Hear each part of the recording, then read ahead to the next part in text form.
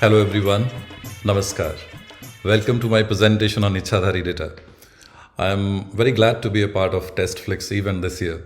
And now that I've paid my tributes to Amrish Puri, Sridevi, two of the greatest actors our generation has seen, let's get started with the presentation.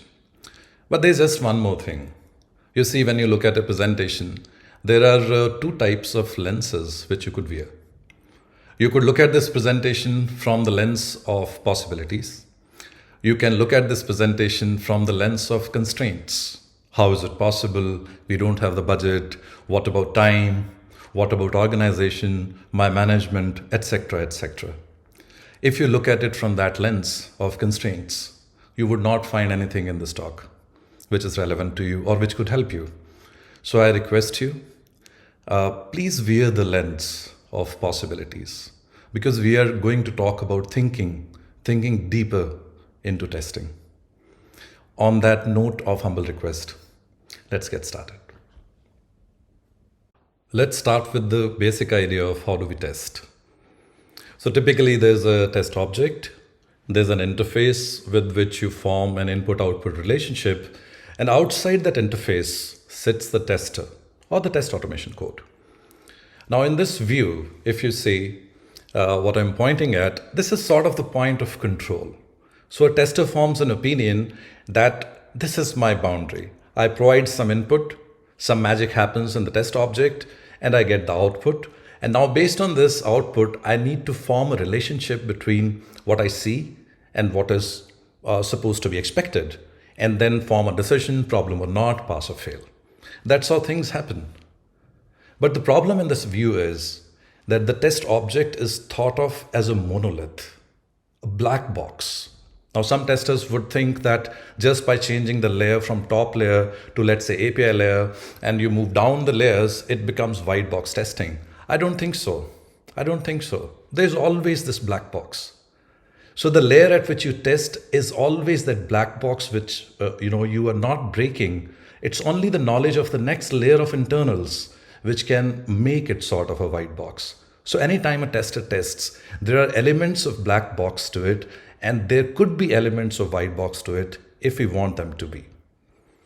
That brings us to the second model of thinking, in which we do not think of test object as a monolith. We acknowledge that the test object is composed of layers. How many? We don't know.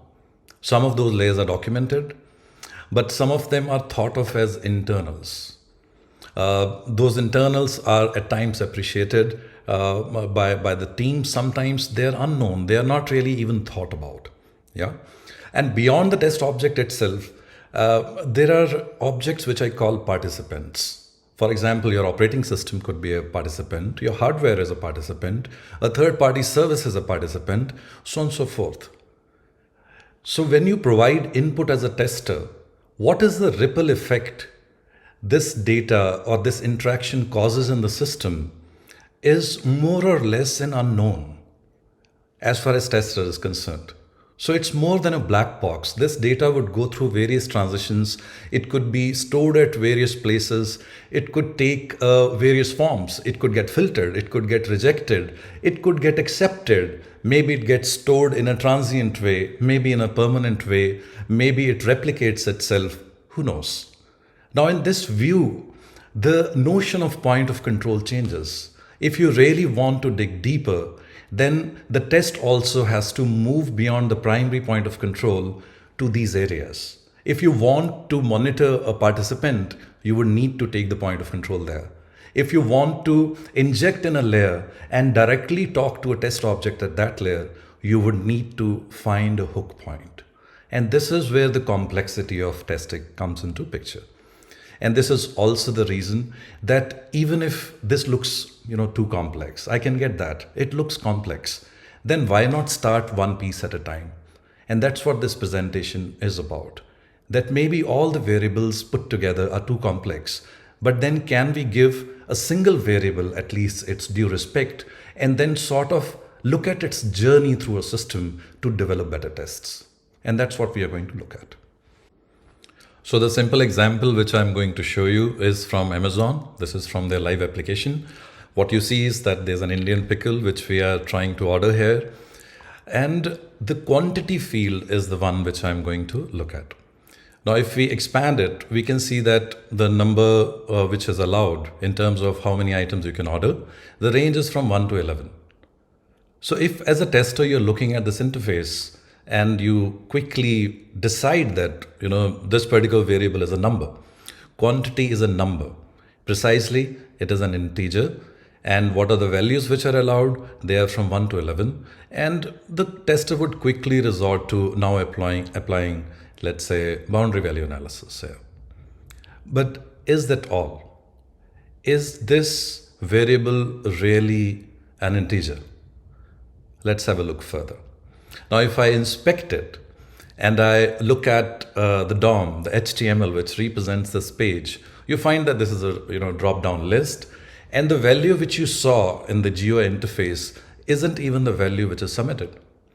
The value which is submitted to the application is found in the value attribute, and the actual variable name is the name of the variable for this drop-down list in the DOM.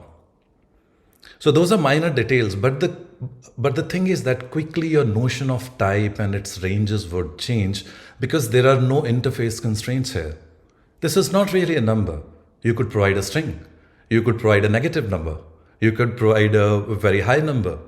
You could provide an alphanumeric combination. You could do those long string kind of tests here. To keep the thing simple, let's try the value 100. So I have changed the DOM so that one of the options which should be shown to you is 100. As we can see in the interface, that is really reflected now. So when we submit this value 100 as a part of add to cart, what happens is what we have to see. So as you can see here, that although you were able to submit, there was no complaint, or maybe the shopping cart says that there's a problem with your order, but it ends up accepting it. But there's this magic number which appears now, which is 17. So the question is that if you are able to order, let's say 17 items, then why the limit was shown as 11 items when you were trying to order it? Is there something more to it? So you see, it's the same data where the constraint on screen 1 was different, and on the screen 2, where this item is now added to the shopping cart, the constraint is different. But let's say we proceed with this number 17. What happens now? Once it reaches that billing stage, you see that the 17 is rejected. And now it is made back to 11, that we would not be able to ship these items. But look at the cost. Was the cost adjusted? The number of items was reduced from 17 to 11, but the cost was not adjusted accordingly. And this is on the live application. Yeah? Is this a problem? Should Amazon care about this bug? I don't know. To me as a tester, I am not that decision maker, but it's very obvious that there is something awkward here. This doesn't really, deal with the data part pretty well. So considering this example, how are we going to think about data in such a context, or for any interaction which you do as a tester? An established model which people very often talk about in this regard is the indirect input-output kind of model, that as a tester you provide an input that results in an indirect output, and in turn that could result in an output. So it's basically this chain of input-output which happens. So for example, you could think that in Amazon screen, you chose a value that led to another value at another layer, and then when it was submitted to another variable, and that was submitted to another variable. So it sort of leads to this multi-variable thinking. That's one way to think about it, and in fact most of the testers would be able to associate to that, because that's how it is explained in the text so far whenever it is to be discussed. I have a little alternative to suggest here, and hence the title of this presentation, Ichhadhari data. That rather than thinking of indirect input-output like this, you could think of data as a wanderer, as a traveler, as a traveler through the region of your system which you're testing. And at different places, it just chooses to wear different costumes. It chooses to wear different personalities. So at one layer, it could be wearing costume one. At second layer, it's the same data. It might have a different name. It might have a different type now. Maybe there is some truncation in the data which has happened. Maybe some of the characters have been removed. Maybe there's a rounding which is done. Or maybe there is enhancement of this. Or maybe the data was submitted and now a representation of it is an MD5 hash. Whatever. So it is the same data which is sort of taking a journey through your system. And along the way, it wears different costumes. It wears, it has these different personalities. This notion would help you track data in a little different way as compared to established models. And along the way, how to basically, beyond this costumes analogy or this personality analogy, what you'll find is that it's useful to associate 4 primary attributes to data when it does this travel. So at any stage, ask yourself, what is the value? What are the ranges which are available around that associated with the type? You can think in terms of the length of the data. You can think in terms of the overall representation. The thought of representation, for example, would tell you, is there any kind of encryption involved? Is there some kind of encoding which is happening? So keeping all this perspective in mind, when it travels from one layer to another, when as a tester you decide which layer to engage in, you would have good enough information on how to publish this data at that particular layer. And there would be various interesting tests which you cannot do at one layer, but you go one layer down, you go one layer further, and you would be able to conduct those tests. That's what is the key message I wanted to pass to you in this presentation.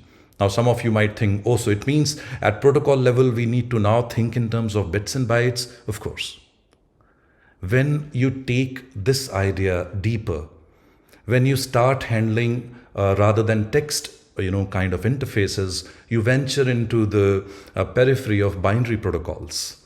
You would anyways need those skills. You would need to think in terms of what is little endian packing, what is big endian packing, how is a number packed when it is 4 bytes, when it is signed, unsigned, how is a negative number packed in a protocol, and so on and so forth. This style of thinking, for every nature of interface, when you think this way, would you be able to come up with tests? No. But is this a skill which you need as a tester? Of course. When the low-hanging fruits are done, and when you're looking for deeper tests, just go on the trail of individual data, and you would find many interesting tests. I would quickly map this understanding to the example we saw. We had looked at the interface. So there, the data, the quantity as a data was seen as a number, and it has certain limits. So when you apply a test design technique there, you would have limitations accordingly. When we saw the same variable in the form of DOM, we got this freedom to try out different other values, which we couldn't try in the GUI interface. The same input, when you could say that it is indirect output, that now it's the quantity added in the shopping cart, but to me it's the same data. Its state has changed, its meaning has changed. So now you can compare the constraint changes and you can come across interesting questions of why 11 was the constraint here, why 17, what is this, the meaning of this 17 number?